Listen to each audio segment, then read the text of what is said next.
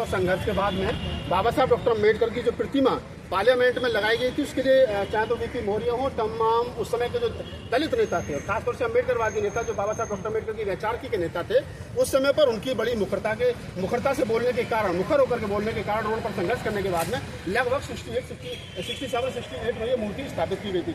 तब से लेकर के आज तक लगभग 40 वर्षों से 50 वर्षों से अधिक समय से बाबा साहब की जयंती, बाबा साहब का परिनिर्वाण दिवस पार्लियामेंट के प्रांगण में गत वर्षों मनाया जाता है। लेकिन ये बड़ा दुखद है कि सरकार ने बिना कोई अध्यादेश लाए, बिना विपक्ष की सहमति के, बिना किसी तरह संगठनों की से बातचीत किए हुए वहां से जो मूल स्थान से मूर्तियों को हटा करके पीछे के स्थान पर लगा दे रहे हैं। मैं मल्लिकार्जुन खड़गे साहब का धन्यवाद करता हूं जो कांग्रेस के राष्ट्रीय अध्यक्ष हैं। उन्होंने कम से कम इस बात को प्रमुखता से उठाया है और उन्होंने कहा है कि मूर्तियों को उसी स्थान पर, मूल स्थान पर लगाया जाए, और अगर आप नहीं लगाओगे तो आपको जवाबदेही, आपकी जवाबदेही बनती है कि आपने क्यों नहीं लगाई है। तो मैं तमाम नेताओं में जब इस देश के SC ST OBC समाज के नेता वोट लेना तो SC ST समाज का जानते हो, चाहे वो समाजवादी के नेता हो, चाहे वो अन्य बसपा के नेता हो, चाहे कोई और नेता हो, लेकिन बोलते नहीं हो। तो मैं मल्लिकार्जुन खड़गे साहब को धन्यवाद देता हूँ कि कांग्रेस के राष्ट्रीय प्रेसिडेंट होने के बावजूद भी उन्होंने इस बात को मुखरता से उठाया है। तो मेरी शुभकामनाएं उनके लिए बहुत बहुत दीर्घायु रहे। लेकिन ये दुखद विषय है, मोदी सरकार की जो कथनी और करनी है, जो RSS और BJP के डबल इंजन की सरकार है, मोदी जी के जो नेतृत्व में चल रही है,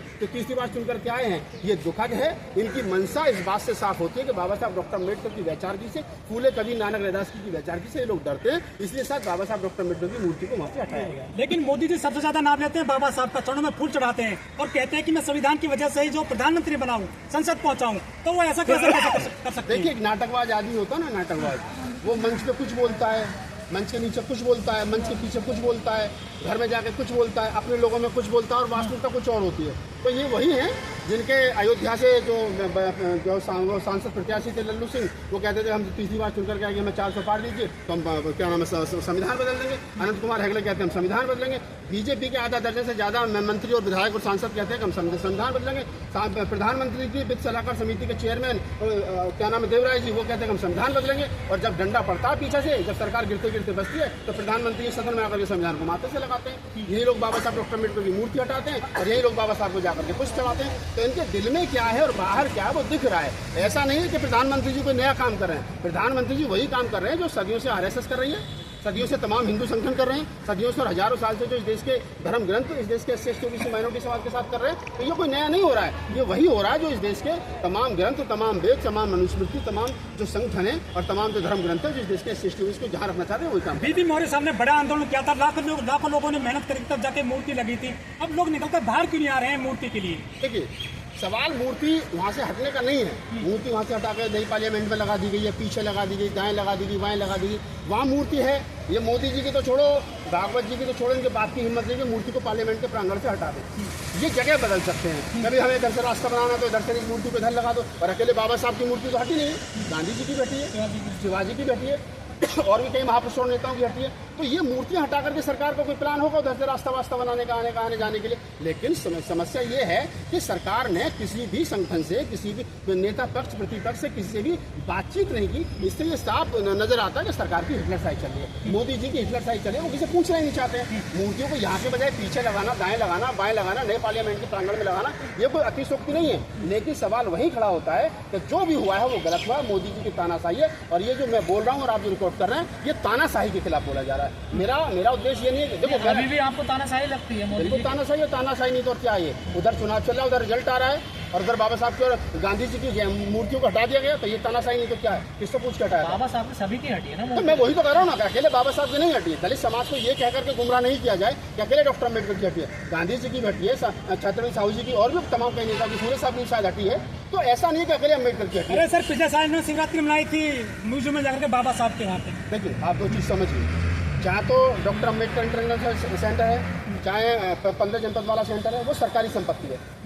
अकेले दलित समाज की तो है। विचारधारा कहाँ मिलती है शिवरात्रि से बाबा साहब की? सुन तो लीजिए श्रीमान जी, वो सरकारी संपत्ति है, सरकार उसको रेंट पे देती है, ठीक है। लेकिन रेंट पे देने की भी कुछ अपनी टर्म्स एंड कंडीशन है कि आप ये इसमें काम कर सकते हैं, लेकिन उसके बावजूद भी अगर सरकार उस नियम का फॉलो नहीं करती कि बाबा साहब डॉक्टर अम्बेडकर के जूते के नीचे वहाँ पर शिवलिंग बना दिया जाए या और कुछ किया जाए, तो वो गलत है। हमने उसका विरोध किया, उसमें FIR हुई है SC/ST एक्ट के तहत और उसमें कार्रवाई चल रही है। सर, ये 14 अप्रैल का मेला कब लगेगा सर? कर पा रहे हैं जो बाबा साहब के संविधान की वजह से मैं हजार बार कह चुका हूँ, ये 131 सांसदों का रोना बंद करो। ये राजनीतिक आरक्षण खत्म होना चाहिए ताकि गधे घोड़े चुन करके जाना बंद हो। एक आपका चंद्रशेखर ठीक से आदमी चुन करके चला गया, उसके लिए धन्यवाद, हमारा छोटा भाई है। लेकिन 131 में से 131 में से 131 में से 90% वो गधे घोड़े चुन करके चुनाव जाते हैं, जिनको जो अपनी पार्टी के रहमो गरम पर चुन करके जाते हैं। ठीक है।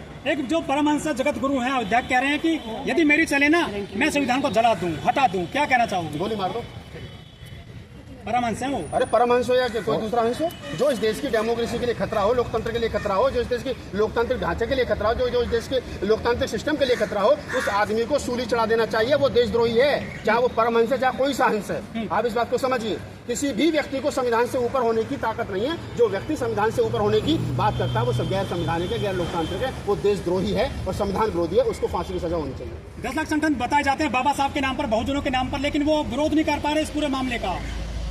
अगर आपने एक संख्या बना के रजिस्टर करा के विजिटिंग कार्ड अपनी जेब में रख लिया और उस पर लिख दिया मैं ओमदेव राष्ट्रीय अध्यक्ष फला फला डॉक्टर अम्बेडकर जनसंघर्ष मोर्चा गली नंबर 5, और आपको आप ही की गली के 4 आदमी नहीं जानते हो, तो ऐसे बहुत सारे संगठन है, इनका विरोध नहीं करना चाहिए।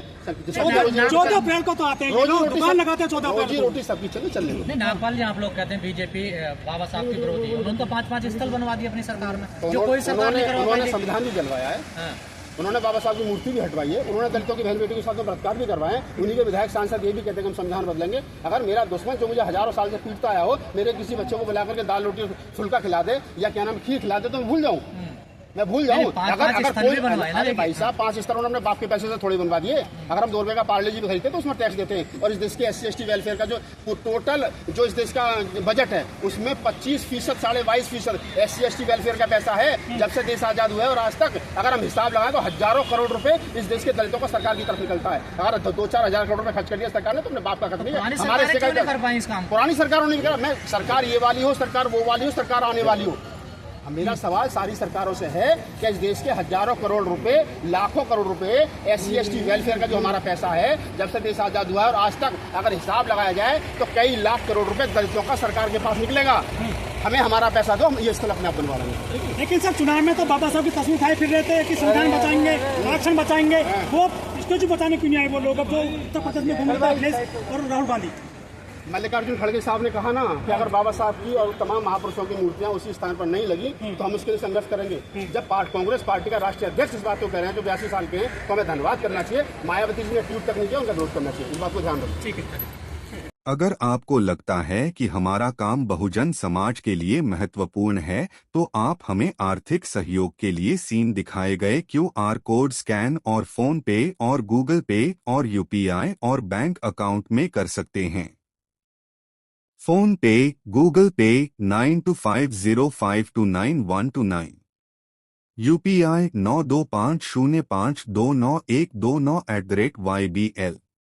Bank account state bank of India AC 1042994628, IFSC code SBIN 00066563। आपका छोटा से छोटा सहयोग समाज और हमें और मजबूत करेगा, जिससे हमें बहुजन पत्रकारिता में और निष्पक्ष बनाने में मजबूत करेगा। जय भीम, जय भारत।